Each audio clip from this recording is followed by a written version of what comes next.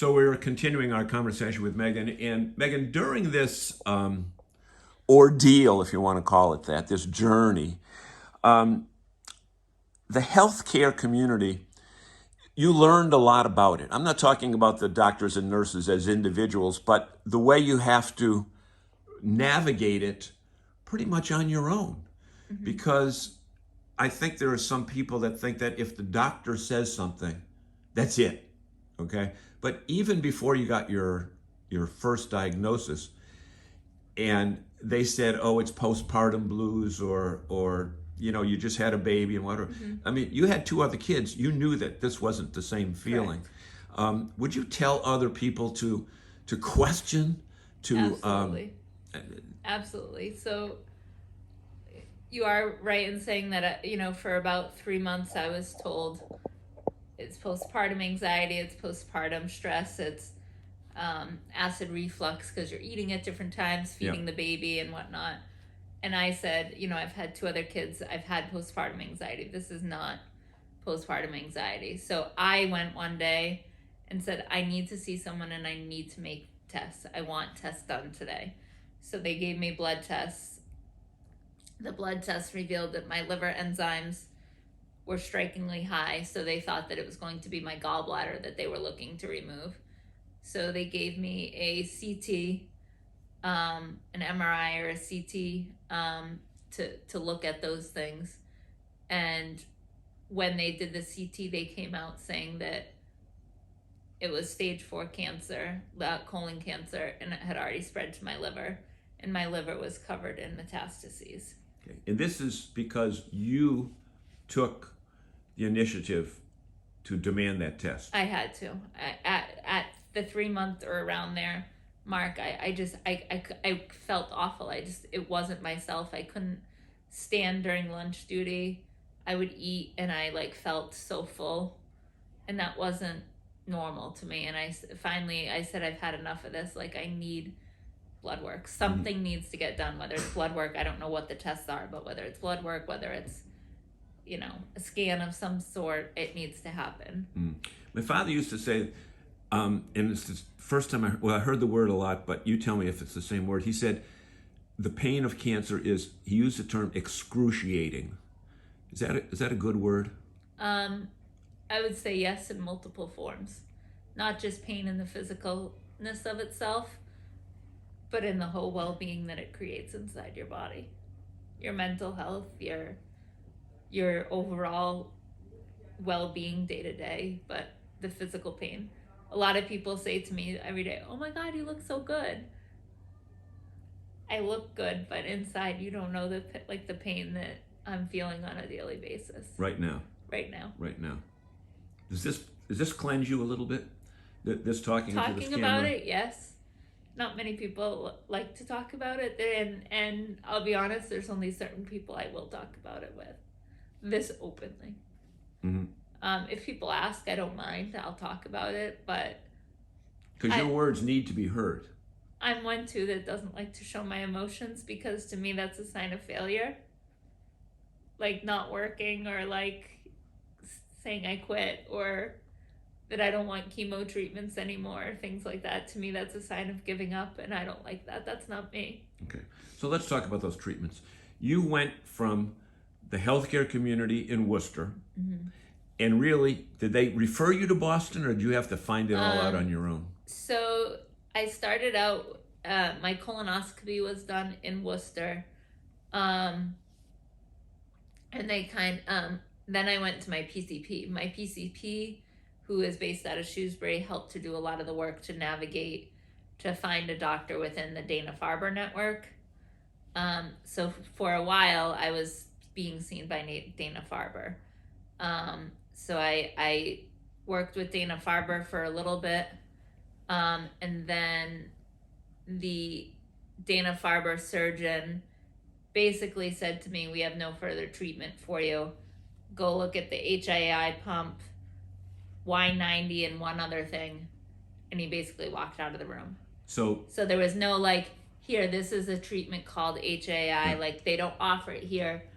Please go look at it here, or this is this treatment. We don't offer it. But it was literally, So go the, check these out, and he walked out of the the room. bedside manner of that person would not get an A. Go back to your No, teaching, not according to me. to your teaching category. No, And no. that's common with surgeons anyway. They have Correct. no He barely looked at me the compassion. whole Wouldn't look you in the eye. conversation, and Okay. said, and then like literally dropped his folder on the my chart, I'm assuming, on the desk, and walked out. Walked out. So after that, I took it in my own hands and researched what this HAI pump thing was.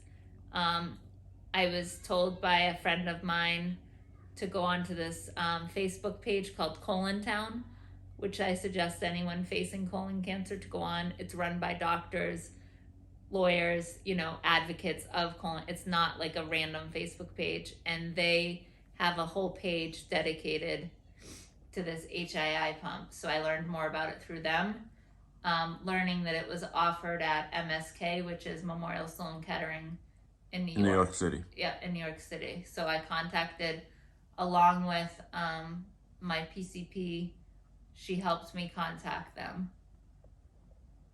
Okay, so now you're in New York, Mm-hmm. and you're going back and forth.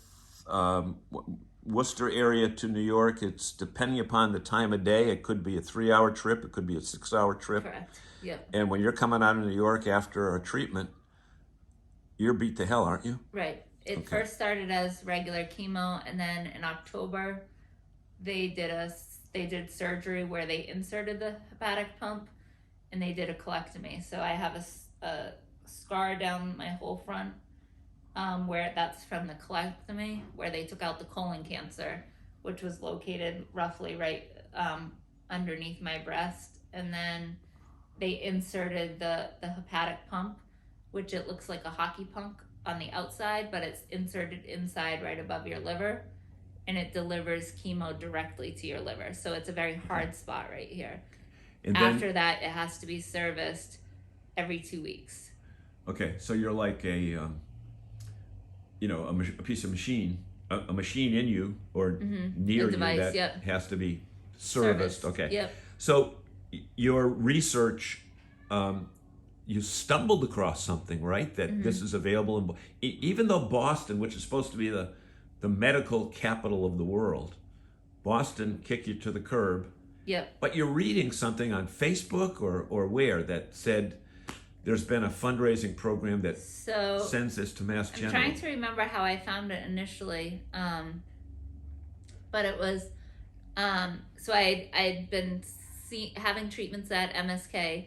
Every 2 weeks, I was going back to MSK to get the hepatic pump serviced, and then I was reading somewhere on this Colon Town page that like kind of celebrating that they had installed the first hepatic pump at Mass General, which was started by a mother, a friend, and her daughter, the mother had passed away from colon cancer.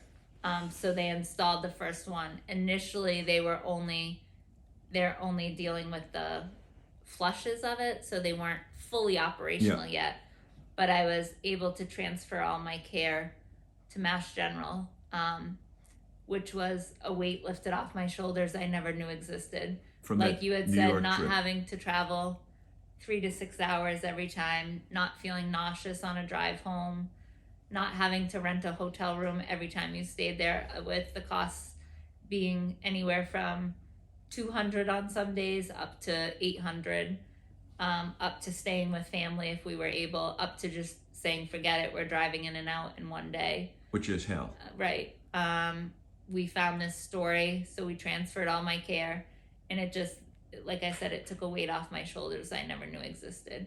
I knew it existed because you felt, oh, I gotta go to New York again, like you're traveling back and forth. But like once I did it a few times, just the ease of like dealing with it just made me so much better. It made me feel better about coming home to my kids. It wasn't like I was so stressed coming home, or they were already in bed when I came home.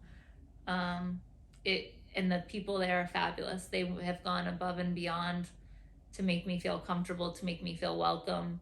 They explain everything they're doing.